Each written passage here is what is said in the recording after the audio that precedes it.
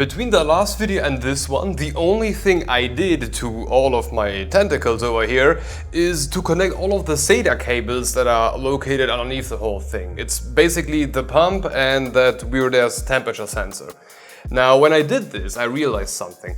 The whole thing is running on Molex. And if anybody out there remembers how Molex is working, it's a nightmare. And the whole thing here needs to be as quick as possible, as fast as possible. I want to replace the rad used and maybe the fan used within a second. The problem with Molex is I am not sure if I can deconnect or decouple those quick connectors, amazing name, but those quick connects over here, with having the pump still running. Now, I don't know how the whole system will behave if I do that. I suppose that the pump will just act like there is too much pressure and it won't go through. That's how I imagine it will work. However, I don't want to break it, and I kind of have the feeling that I will break it over time if I do this over and over and over again. So that's just not an option. And I need this pump to run for the next 2, 3, 4 years without a problem, because the moment I replace that goddamn pump, I can redo all of the fans, and I don't want to do that. So I want to save it as much as possible. Now, the problem with all of this is I want to have the pump running at 100%, given the setting that I set below the pump, because you have like a dial and you can set like 4,000 RPM, 3,000 RPM, and then through PWM you can control the whole thing. But I don't want to control it over PWM. I want to have a switch. And initially I believed I had SATA, so SATA power. And SATA power works quite flawlessly. Deconnect, connect, it works very, very quickly. But not Molex. Molex is a nightmare. And if anybody over there remembers Molex, I do this twice and the connector is done. So instead of breaking this in 25 minutes, what I will do is sacrifice this Corsair CX450M for its power button. And what I'm going to try to do is take this apart, steal the power button, then somehow mount the power button in between the Molex from the pump and the Molex from the power supply. And then I'm going to have a little switch, a little dial that I can just flip, and then the pump is not running anymore. And then I can switch the rad and then continue running everything. That's the plan. Let's see if I can take this apart and steal the button somehow. And if it isn't obvious enough, this is one of those please do not repeat. Free fan grill from Corsair, with dust included. Ugh. We have some more. Do we have anything more? Not really, except for the power the power plug itself. But does this maybe already come apart somehow? Because let's be honest, I just don't care if I break it. I just need that goddamn power plug. How the hell is this still keeping together? And by the way, I have no clue if this still works. I just found it. I have no freaking clue. And it's 450 watts anyway, so I won't be using it anywhere. So who cares at this point? Oh no. How is this still keeping together? There are screws here. Of course there are. Yeah, this does make a lot of sense. Ah, yeah. Look at that dust! Okay, let's get this little thing out here now. Oh, let's just cut everything. And 4. Okay, now let's just throw this in the trash. Ah, disgusting. Okay, it seems like a relatively normal button, except for the fact that it has 4 connections instead of just 2. So it's not like plus in button plus 2. It's not what I'm used to, like from the car hi-fi times. But I guess I don't need 2 of them. What I believe happens here is if I have it off, then nothing goes through blue, and if I have it on, everything goes through blue. That's basically how I imagine this works. But we will see once everything is in. But at this point I can already deconnect those here. And kudos how much protection there is in here. Okay, so let's solder this to the Molex from on the power supplies. No, we will do it on the Cooler Master pump side, because there we have just 2 wires and then exactly know which one to solder it to. That will make stuff so much easier. Yep, let's do that. This episode is still not brought to you by Dremel, because they are still not sponsoring the channel. Oh yeah, this is the tool of the master. Okay, yep. Let's cut this open a bit so that I have access to the plus line. It actually doesn't even matter if I cut through the plus or minus here, because this is obviously DC and it just doesn't matter at all. Okay, this should be enough. So, where is my button? Here is my button. So, yeah, doesn't look too hard. I'm so sorry, little Alpha Cool Pump.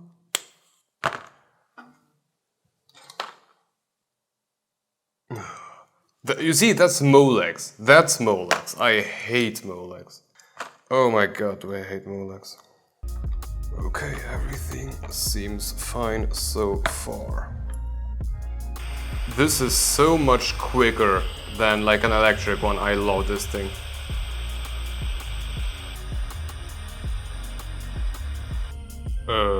I suppose this needs to go on this side, but I really do not know. And then this needs to go on this side. Yeah, I know, I soldered this like a madman. But it's Molex, there is not much electricity going through this. I just need to figure out a way how to do this one. Seems fine. Yeah, now this one just needs to somehow go back into there. Great. And because somebody stole all of my like cable protections, you know, those after soldering Schrumpfschlauch, how they are called, I need to do it this way, which is the worst way possible. But I don't have anything better in office now. Okay. Great. To be honest, I have no clue if anything what I just did even works. Like, from my experience, that's how this plug should work, but it's also possible that they are working like a cross pattern, that blue becomes, that the blue cable becomes the what was it, the brown cable, and that now nothing will do anything. That's a very likely, or no, 50% possibility, and we will find that out after we fill the whole thing, because there is nothing else I can do. Now we can just start it and hope that the pump is running, and if not, hit the plug, hit the switch, and then hope again that it will run. I have no clue if that switch even works. In the worst case scenario, I should be able to just unplug one of the ports and then connect it to the other one, and then it should work. So I guess that should be very quickly solved, and now we are finally at this point where we can fill at least one radiator, or maybe all. But for now, let's try one and see if the whole thing even works. I really hope it does. Let's finally do it.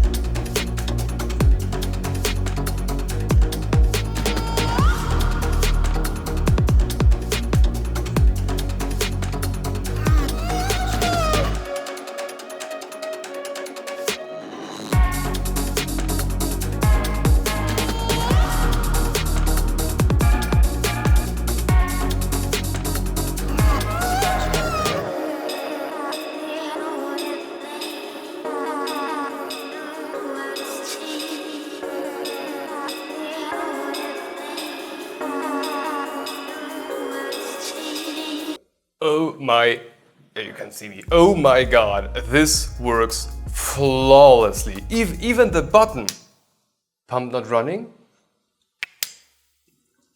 pump running. Oh my god, this whole thing works perfectly. Quick connecting, each and every radiator works exactly as I expected. Well, almost, a bit heavy. Almost as I expected. One little thing that does quite annoy me is that the quick connects that I use here from AlphaCool are leaking a tiny bit once you unplug them. There is a tiny drop coming out, but let's be honest, it's just a tiny drop. I can live with that. If that's the biggest issue here, I'm okay with that one. I just need to make sure to never drop anything onto the main board, and for the rest, it's all right. And oh my god, I'm so proud of myself right now. This turned out very, very, very, very good. Now, a few things. First off, very good idea to buy the smaller reservoir. A lot better than before. Plus, now I can just use like the first thread to have like a line to which point I want to have it filled. That's my line. It's always going to be up until that point. Now, the temperature sensor also works. I hope you can see it. It does work. And I just need to somehow press it in there and pretend like this is exactly how it is supposed to be. Looks like it's meant to be that way. From here on, because this is basically finished, yeah, let's just celebrate this. My radiator fan benchmark octopus machine is finally finished. Now it's time to benchmark the crap out of every freaking fan that we have in stock. And yes, we have every fan. We have like 3 fans in total that died, and I still have 2 of them left. So I can still benchmark every fan. Now, one very, very important thing that I have no clue how it will turn out. There is a possibility that the thickness added does the same to a fan's performance as a higher FPI, so more fins per inch, so just a higher density radiator.